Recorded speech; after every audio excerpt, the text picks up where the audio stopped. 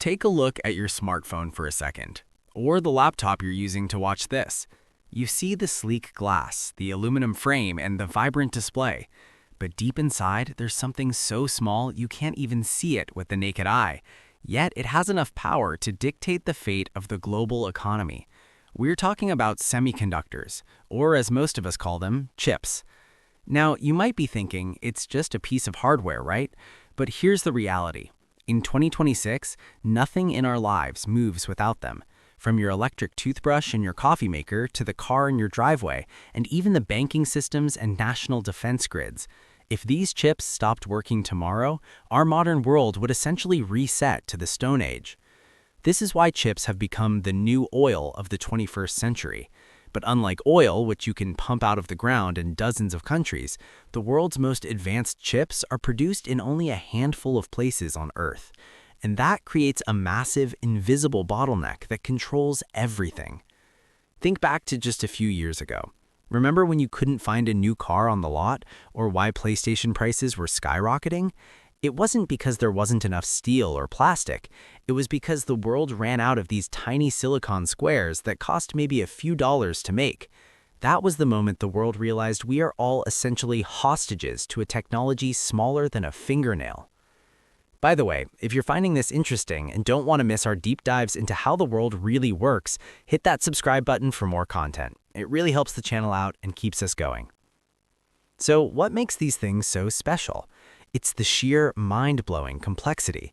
A single chip the size of a postage stamp can contain billions of transistors, basically tiny on-off switches. To give you an idea of the scale, imagine trying to build an entire city with every road, skyscraper, and power line, but fitting it all onto a penny. That's what engineers are doing every single day. Because the tech is so advanced, the barrier to entry is insane. You can't just decide to open a chip factory in your backyard. We're talking about machines that cost $200 million each, using light beams to carve patterns onto silicon that are thinner than a human DNA strand. This level of difficulty has led to a massive concentration of power. A single company in Taiwan or a single machine manufacturer in the Netherlands now holds the keys to the global economy. If a factory stops for even an hour, it sends shockwaves through the stock market in New York, the tech hubs in London, and the manufacturing plants in Tokyo.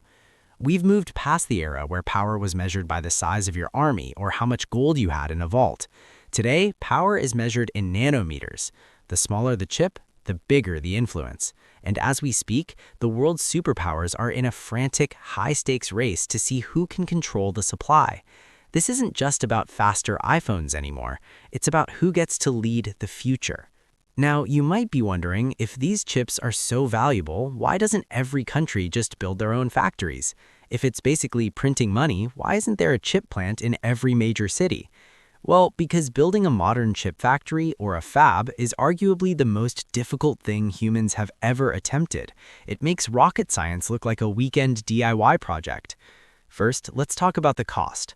A single high-end manufacturing plant today costs around $20 billion. To put that in perspective, you could build 2 or 3 massive aircraft carriers for that same price. And the kicker? That factory will be obsolete in 5 years because the technology moves so fast. It's a relentless multi-billion-dollar treadmill that never stops. But it's not just about having the cash. You also need the magic camera. There's a company in the Netherlands called ASML.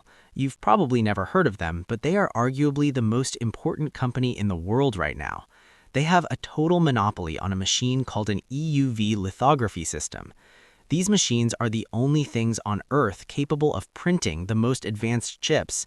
Each one is the size of a bus, costs $200 million, and is so complex that it requires 3 747 cargo planes just to ship it. Even if you have the 200 million, the waiting list is years long. Without ASML, the entire world's tech progress basically grinds to a halt.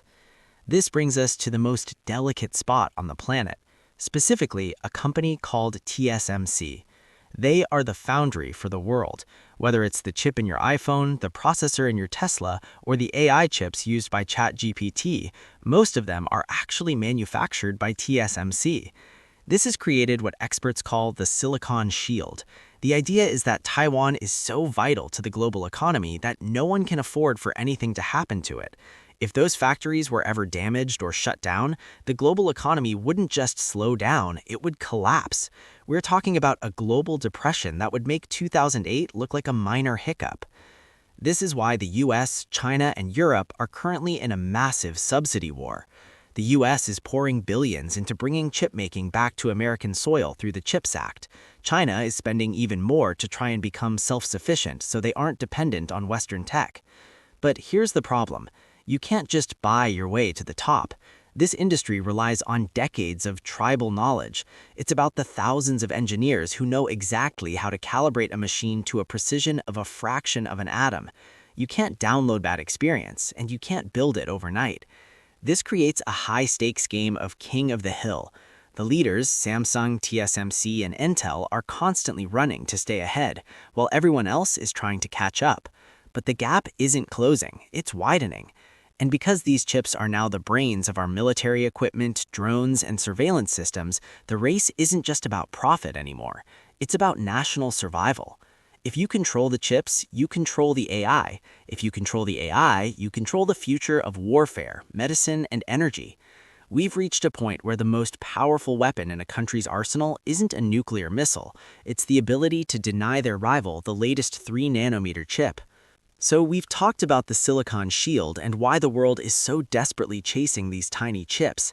But as we look toward the rest of 2026 and beyond, we're actually approaching a massive cliff. For decades, the tech world lived by Moore's law, the idea that the number of transistors on a chip would double every 2 years while the cost dropped. It was like clockwork. But today, we're literally running out of atoms. When your transistors are only a few atoms wide, electricity starts to leak through the walls. It's a physical limit of the universe. And this is happening at the worst possible time. We are currently in the middle of the greatest AI explosion in history. Companies like OpenAI, Google, and Meta are spending hundreds of billions of dollars on data centers. The irony is that while Moore's law is slowing down, the demand for AI compute is doubling every few months.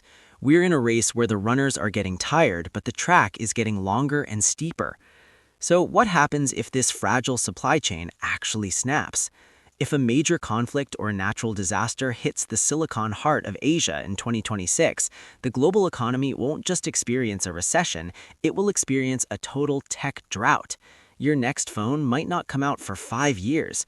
Car manufacturers would have to go back to 1990s technology just to keep assembly lines moving. Even your internet might start to degrade, as servers can't be replaced. In a world where everything is smart, we'd suddenly find ourselves very, very dumb. But it's not all doom and gloom. Because we're hitting the limits of silicon, we're seeing the birth of the next big thing. Scientists are already experimenting with graphene, optical computing, using light instead of electricity, and even quantum processors that could solve problems in seconds that would take today's best supercomputers 1,000 years. We're living through a massive transition. The era of cheap and easy chips is over. We're entering the era of Pax Silica, a world where peace and prosperity are maintained not by treaties, but by the mutual need to keep the chips flowing. In the end, it's a bit of a reality check. We like to think of our digital world as this ethereal, cloud-based thing that just exists in the air, but it's not. It's grounded in physical reality. It's grounded in high-purity sand, specialized light, and a global network of humans working at a scale so small it's almost impossible to imagine. The next time you look at your phone, don't just see an app or a video. See the billions of tiny switches working in perfect harmony to make it happen.